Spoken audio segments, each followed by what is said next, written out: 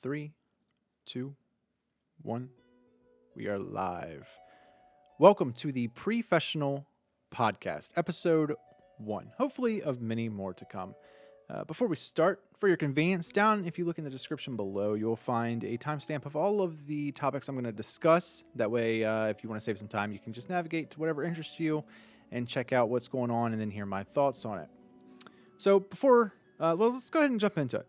Okay, so the first thing I want to do is just talk about the general idea and direction that this podcast is going to be. Since this is the very first episode, what is this podcast about? Well, this podcast is going to be primarily covering World of Warcraft.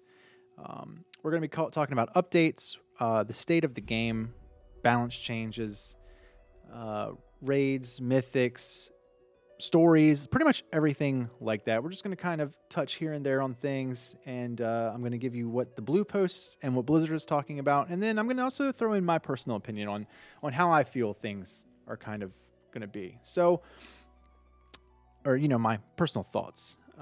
This podcast is going to be pretty much raw. Hopefully, I have very, very little editing to do. I don't plan on editing any of this, actually. So, when will they be released? I plan on doing one podcast a week. Ideally, releasing a new one every Thursday or Friday. But regardless, I want to put out one a week. And hopefully, with not having to do much editing or anything like that, I can definitely be very consistent with that in between my other content. If you're new to my channel, I actually put out tips and tricks and guides on World of Warcraft. With the new raid coming out, I'll be releasing guides for the LFR, normal difficulties, and possibly heroic as well. So let me just give you a brief description of my bias and my character experience. That way you can understand when I'm giving my opinion and input where I'm coming from. Okay, so my primary character at the start of DragonFlight was a hunter. That was my main ever since I played. I took a break. I stopped playing in MoP, Mist of Pandaria, and then came back in DragonFlight. So I picked up with my main, but I actually just recently switched. I am now focused on my Death Knight tank. That is where my true pride and joy is. So that is the perception that you're getting from me. A character that is a tank and a ranged DPS. So I have tanked Vault of the Incarnates, and I also did it with my hunter. And going forward, maybe I will begin raiding again with a healer, but as of right now, my time does not really allow that. I did heal Trial of Crusader, Ice Crown Citadel, things like that with my Resto Druid. But anyway, that's just so you can kind of get an input of what my character bias is and the information that I have. So if I'm talking about balance changes, if I make a mistake, which I probably will, I'm only going by my viewpoint. So for instance, if something happens to a mage and it's incorrect, if you play a mage, then please let me know down in the comments. That way I can learn and adjust my viewpoint and my input. So that's kind of ideally why I also want to do this, is just so that I can learn even more about the game and the current state of it. Okay, so let's see. What do we want to talk about? Since this is the first episode, I figured it would be really easy just to go ahead and talk about the Embers of Neltharion, the major patch that just released with the start of DragonFlight Season 2. They've added a new raid. There's a bunch of new stuff. So let's kind of jump into it here. And ideally, the podcast is going to be more verbal than visual. I'm going to have some stock footage and stuff playing. And then I will try to throw up occasionally Chrome browsers and pictures just so you can also see it if you are actually watching it. However, when I listen to podcasts, I like to just minimize it. I like to throw it down in my browser and just work and then listen. So ideally, that's the kind of atmosphere that I want to go with here. So let's go ahead and I'm going to go ahead and bring this up just so I can have it up on the screen. But let's talk first. We'll talk about the new zone. Okay, so the Zaralek Cavern. That was the main edition, the whole brand new zone. It's underground. It's a cave. Pretty nicely done. Overall, I think it looks pretty decent. I don't think it looks as good as the rest of the zones, but it's a nice change up. Huge new zone. It has a bunch of new story quests, new faction. This is where the new raid is going to be. The new faction is the Niffin. They're little tiny guys, they're little moles. They dig, things like that. Overall, decent faction, I think, personally. They have some cool rewards. It's just something else to grind for, honestly.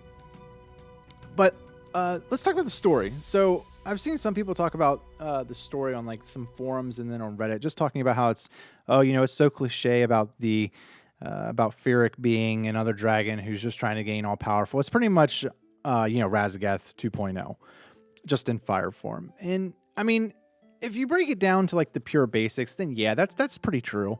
However, you know, this is kind of diving into the background of Neltharion, which is obviously, you know, Deathwing. So this is kind of the story. If you're actually paying attention, it's talking more so about, you know, how he became corrupted, what led him to his corruption, and then the stuff that he was working on down below. And, you know, I thought that Feeric, who is the Fire Primalist, I thought that he was going to be the next raid boss that we were going to be encountering, but it turns out it's not. It's actually Sakharoth, Scale Commander Sakharoth, one of the little Dracthyr. So apparently he's entered the laboratory, which is Aberrus, the Shadowed Crucible. That's this area right here. If you look on the screen, you can see a picture of it. So this is the lab where Neltharion basically created a bunch of different dark, twisted things. And that's where this raid is actually going to be. He is the final boss, Scale Commander Sakharoth. So hopefully they change him up. I assume that he's going to get some type of, you know, experiment. He's going to be forged in with some dark power, and then he's going to change a little bit. At least I hope he changes. I'm just not a huge fan of the Dracthyr models, but that's just my own personal bias. I think they look kind of puny. So being a final boss, he just doesn't really seem to fit that. So let's talk about the raid schedule, because some people were really confused. Myself, I was also confused. I thought that the raid was going to be released this week, this Tuesday, but it's actually not until next week. So the week of May 9th. So this Tuesday coming, which is the 9th, the exact 9th. That is when the raid will be released, and that is also when the Mythic Plus Season 2 starts. Okay, so then we have a few weeks. May 23rd is when Wing 2 will open, and then June 6th is when Wing 3 will open. This is for LFR, by the way. We'll open with weekly maintenance for each region. So if you are looking, you can check out the tier sets. I think they look pretty cool overall. Obviously, I played the the Death Knight and the Hunter. I think the Hunter looks really cool, and I actually think the Shaman has one of the coolest this season, personally. But, of course, Death Knight is always just, Death Knights are just badass in my opinion.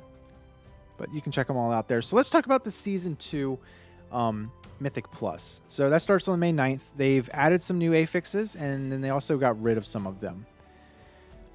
So let's look at the new ones here. So Incorporeal. While in combat, incorporeal beings appear and attempt to stabilize players with spells that reduce their damage and healing done. Incorporeal beings are susceptible to all forms of crowd control. So you have that, and I believe that if you don't CC them, that's when they then put a debuff on you. When they pop up, you have to CC them. I think it's kind of like the orbs, where you just kind of have to handle it. You have to get rid of them. You have to control them in a way. Not a huge fan of this. I think it's kind of annoying. But I'm not a huge fan of like the affixes themselves anyway. I feel like a lot of them are just kind of like inconvenience to the game, inconvenience to players. None of them really add anything to the overall experience other than just additional frustration. The other new one is Afflicted. While in combat, afflicted souls appear that seek the aid of players. Afflicted souls spawns with poison, curse, and disease afflictions. Removing any of these afflictions or restoring the soul to full health causes it to despawn. Failure to remove the afflictions in time will inflict players with the negative status effects. Again, this is kind of like the exact same thing. It's just, it's going to put a debuff. It's going to add, whatever. It's got the poison, curse, or disease. Just another kind of annoying feature there. New, Entangling. While in combat, entangling vines snare players. So, yeah, there you go. You have that. But thankfully, they did get rid of Quaking. The following have been retired for DragonFlight Season 2. Quaking, Grievous, and Explosive. And I actually like all three of those. Quaking isn't... I have really mixed feelings on Quaking. Quaking, in my opinion, was kind of fine. It was just when you had boss mechanics that required you to stack on each other, and then quaking would occur. So it was like, you know, if they could just fix it so that quaking wouldn't occur when you were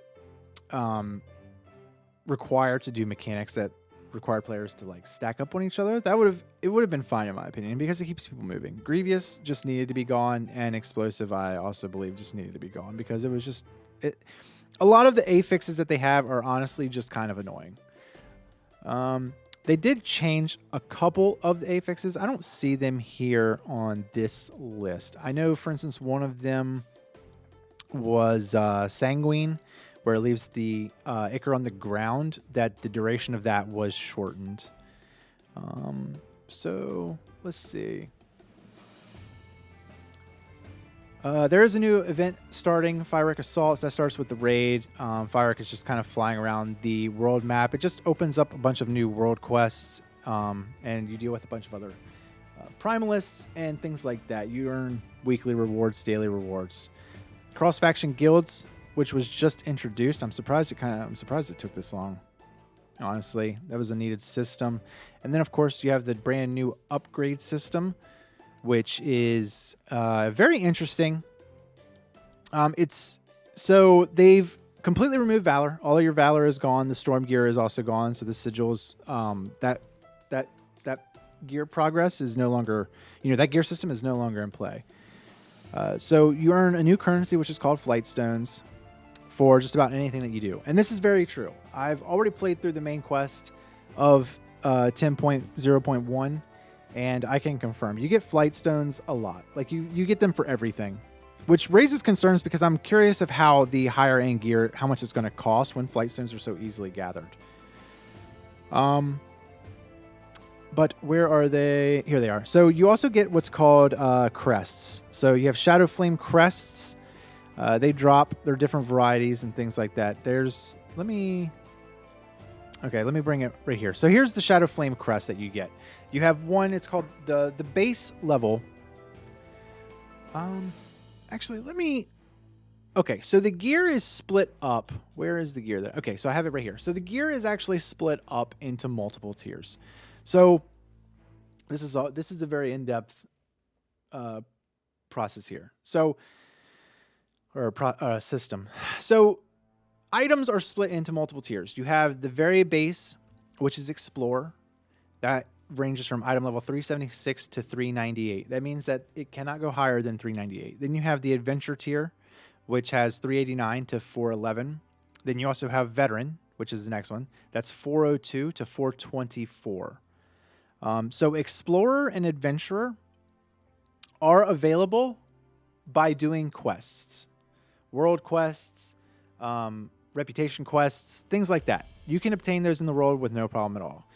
The Veteran level is item level starting at 402, and it goes to 424. That is only available starting at Keystone +2, 2 + 8, end of dungeon loot, and during the LFR raid items. The next set is normal. That's Champion. That's 415 to 437. That's Keystone +9 to +16. This is basically the normal raid. And then you have the Hero set, which is item level 428 to 441. This is Keystone level +17 to +20. So Mythic is just past that. Mythic is just at the end of that, after 441. And the Mythic raid items cannot be upgraded. They are top tier, which, I mean, that's how it should be, right? So Explorer, Adventurer, these typically only upgrade using Flight Stones. You only use Flight Stones. You can upgrade them to the 411. I have a couple pieces. I don't think anything. I think I've only had like a couple that actually replaced my Mythic gear.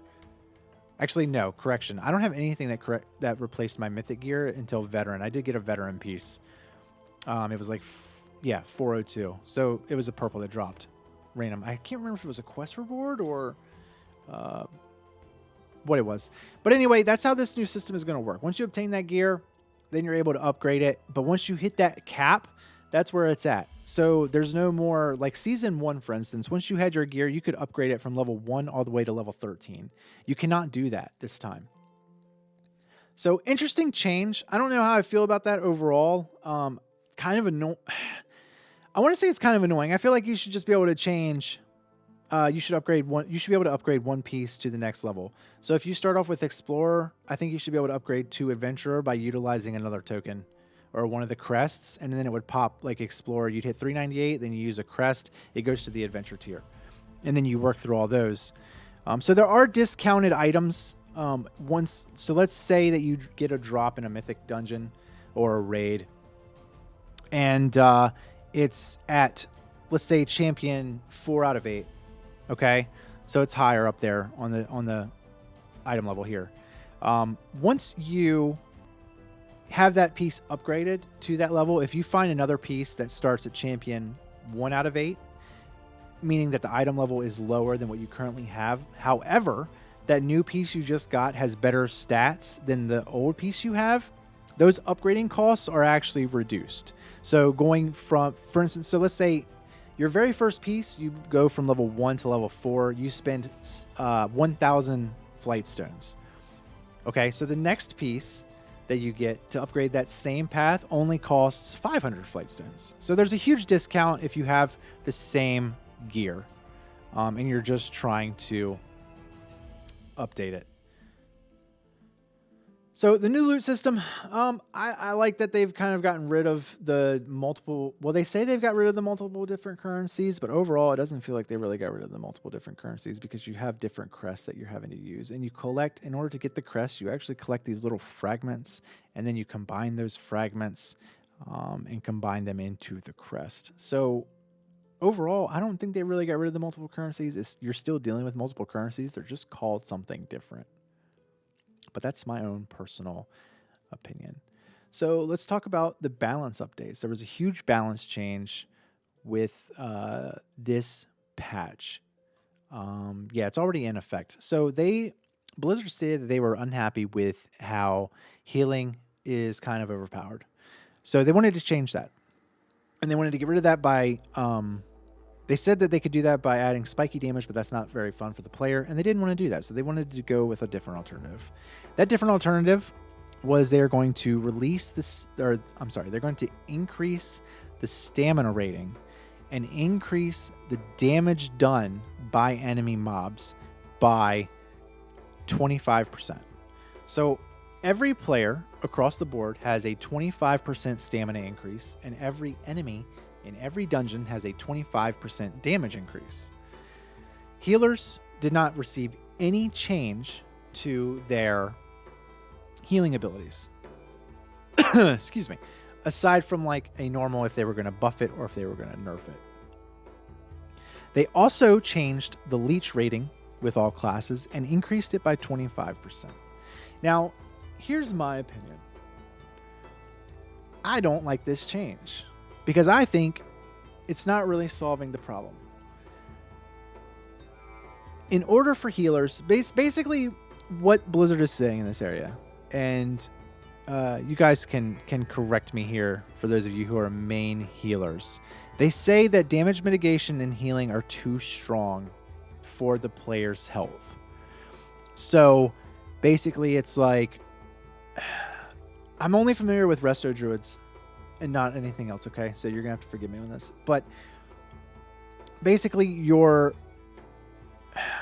okay, let me just read what they say. If healers can very quickly top off their teammates and mana isn't a limiting factor, enemies have to be tuned to have the capacity to do burst damage that kills players before healers can react. This isn't very satisfying. Increasing player health gives players more time to react to incoming damage, and it makes players' choices about cooldowns and mana management more meaningful. So ideally, healers, does this mean that you guys are just kind of healing and you don't have to worry about mana all that much when it comes to each encounter? And I'm going to speak from my experience here. Now, I have a strong bias because I am a Blood Death Knight. And Blood Death Knights are basically just like, I don't need a healer. Until you get to like the plus 20 key area, you really don't need a healer. I can run into a group of mobs. The most dangerous time for me is the very first pull, because I don't have I don't have runic power and I don't have any of my blood shield up. That's like the most dangerous part of a pool for me. After that, once I'm rolling as a Blood Death Knight, I'm self-sustaining. So literally my healers are primarily focused on my teammates. The only reason healers are more important for me in a higher key is because the damage is so high that I pretty much can't heal through it. I can very quickly die. But in my opinion, the leech rating of players and tanks is so high that it makes this entire concept, like, that's what the issue is. Players have so many different ways of self-sustaining their class. Rip hunters, because rip hunters don't have as much class utility when it comes to surviving as other classes. I know that just from my experience. But overall, a lot of players are able to survive and rock the cooldowns. I think that they should have kept the healing the same, like as they did, but increased the player's health pool by 50% and increase the enemy damage by 25%, and stop making it so enemies have such high burst damage. Like, that's the main issue. That's the main issue. Overall, I don't think raising the damage by the same amount as the stamina is going to be the result that they want. But what do I know? That's just my opinion. I don't think that it's... If they want to make healers more viable, you increase the health pool, you lower the healing percentage that healers do, and you keep the damage the same. So, like, it makes more sense to have better gameplay. It makes more sense to have, let's say, a tank, for instance, go from 100% to 95% to 90% to 85% to 80% and so on. Health dropping by 5%. Let's say this is a normal pack of 4 mobs. Okay, so I parry, get hit twice, I'm down to 92% health. Okay, that's in 1 second. Then the next second, let's do the same. We'll just keep dropping by 8%. It's much easier for a healer to heal like that than it is, for instance, to run into a group, get blasted by enemies, parry, hit twice, and drop 50% health. So by increasing damage, that's all they're doing. They're keeping the same process there. So let's talk about some of the balance changes. Overall, pretty much almost all classes received buffs. Okay, so I'm not going to talk about it. I'm not going to go through like every single one and read like, this got increased by 5%, this got increased by 10%. I'll just make some notable remarks here. So Moonkins were buffed across the board, and they also had some work done to them. I actually don't think it's showing here on this. Here it is on the screen here. So Moonkins got buffed across the board, and they had a bunch of talent changes. So I would encourage you to read into those if you are a Moonkin, because I guess they're just kind of reworking it. It wasn't playing how they exactly wanted. I'll read the developer's note here. The changes to Balanced Druid are intended to provide more build flexibility to players. The astral power generation of Stellar Flare has been reduced to make it less essential, and Wild Surges has been added as an alternative. Balance's builder spells generate more astral power, and their spenders hit with more punch. Finally, several of the talents at the bottom of their spec tree have been strengthened to make them more appealing choices. So there you go. If you're interested, go ahead and jump in there and read the rest of that. Feral had a Berserk rework. It's been redesigned to provide more engaging gameplay and allow more abilities and talents to provide their full value during Berserk. We've added Thrashing Claws for players who are looking for a less complex rotation and adjusted the power of talents like Blood Talons, Relentless Predator, and Convoke the Spirits to create more build diversity. Berserk has been redesigned. Go Berserk for 20 seconds while Berserk. Generate 1 combo point every 1.5 seconds. Finishing moves restore up to 3 combo points generated over the cap. Shred and Rake damage increased by 50%. Combo point generating abilities generate 1 additional combat point. So there you go. Feral Druids, you guys got a nice little buff. Devastation Evokers also had some changes. Overall, they had a buff across the board. But they did want to make a special note here. They're making targeted adjustments to a few key talents to address a nuance of the Dragon Rage extension loop where it can be optimal to aggressively cancel and recast Disintegrate back to back. In order to maximize the effects of cooldown reduction talents such as Casualty, This specific behavior is fairly unintuitive, and these changes are intended to make fully channeling Disintegrate the more rewarding way to play. Additionally, the bottom section of the spec tree has been significantly rearranged. It has fewer 2-point nodes, and some underused talents have gotten partial or full reworks to introduce new build and playstyle options. So there you guys go. If you're an Evoker, let me know down how that's going to actually change. Was it like an exploit, kind of, like as far as using the Disintegrate? That's the only class that I never really had any desire to play this expansion. It just doesn't really appeal to me here. So, Hunters. Overall, it seems like most of the specs here were nerfed. There were more nerfs than there were buffs. They updated some active abilities that don't feel impactful while they are active. They replaced some talents that didn't work out as well as they had hoped, and also adjusted some numbers across a few talents. So they're trying to rework the talents for the Hunters here. Overall, I read through a lot of these. It doesn't seem like a lot of stuff was buffed here. It seems like they definitely had more nerfs than anything. I think the next big change was down with the Mistweaver monks. Yeah, so Ancient Teachings, they wanted to do something with the what was it? The Rising Sun kicks for consistency. So I'll go ahead and read that too for a Mistweaver. If you're a Mistweaver monk, Ancient Teachings is a primary piece of Mistweaver's healing toolkit in DragonFlight, but its previous design was unreliable. A single Rising Sun kicks targeting could sometimes determine life or death for an ally.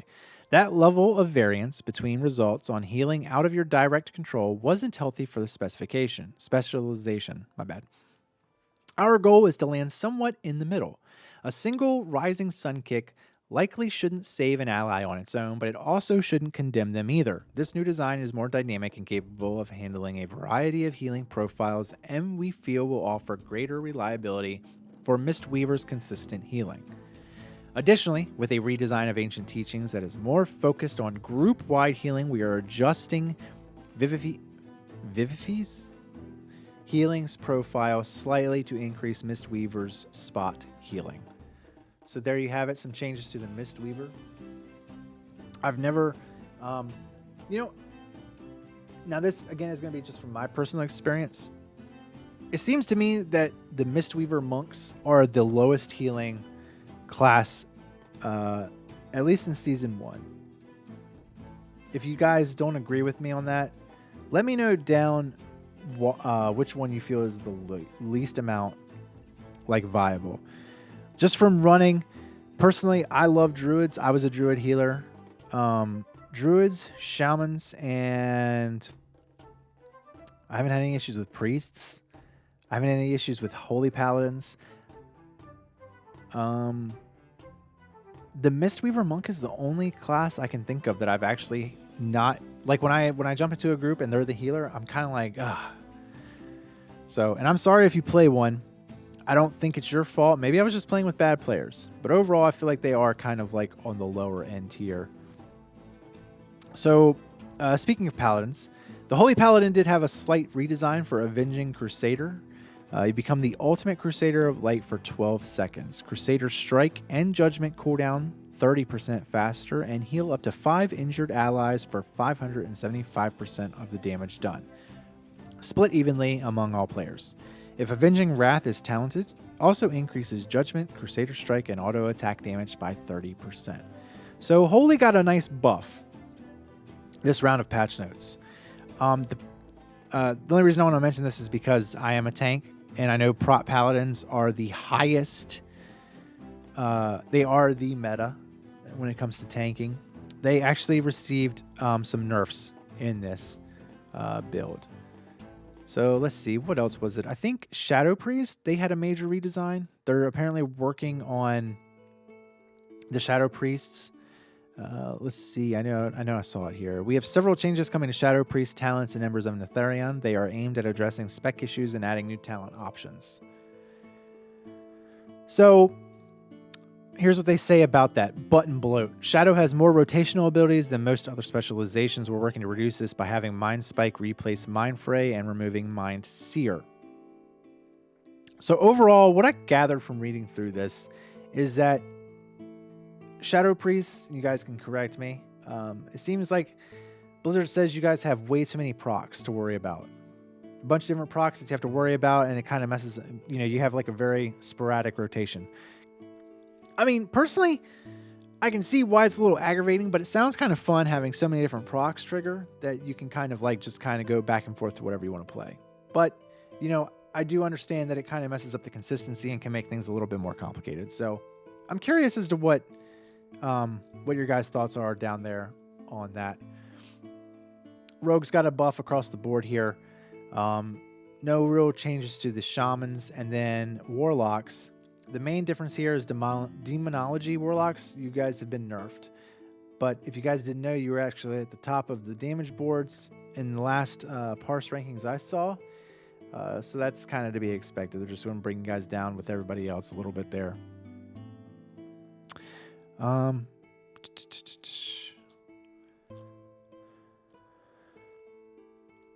Okay, so yeah, I wanted to touch on this again. Mythic Plus, there was a couple changes here. Now that I see it, bolstering affix no longer increases the health of effective enemies, which is interesting. No longer increases the health of affected enemies. Oh, it only increases the damage now. Raging. Raging now grants enemies immunity to crowd control effects for 20 seconds upon reaching 30% health. It was 50% increased damage done until defeated. Now they're just immune to crowd control. Sanguine, here's the nerf I was talking about. The puddles now last for 12 seconds. It was 20 seconds. Spiteful, the Shade's damage has been reduced, and it no longer scales after the Keystone level 20. So, new dungeons are Brackenhide Hollow. Not a huge fan. Well, I don't know. I didn't like the dungeon, personally, on the regular and heroic modes. I don't know how to be on Mythic. Maybe I'll enjoy it a little bit more. Freehold is one of the favorites that's coming back. I'm glad that's come back. I actually really enjoyed playing Freehold as I was leveling. Halls of Infusion is another mythic for this. The Vortex Pinnacle, I don't remember ever doing this one. So I don't really have any kind of input. I saw a lot of mixed reviews on it. Some people were happy, some people were kind of upset. Oldemon is back. I enjoyed that one. I don't mind it, other than the last boss. But it says his damage has been reduced by like a bit.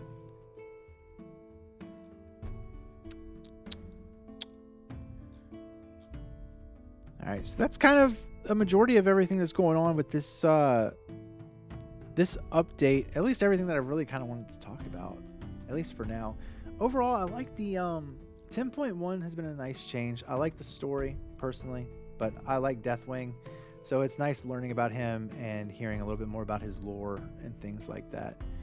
Don't know how I feel about the whole loot change, the new loot system. It's different. I think it's kind of like the same thing. It's just it's still multiple currencies. It's crests, different crests. So it's no real difference than just using Valor and then using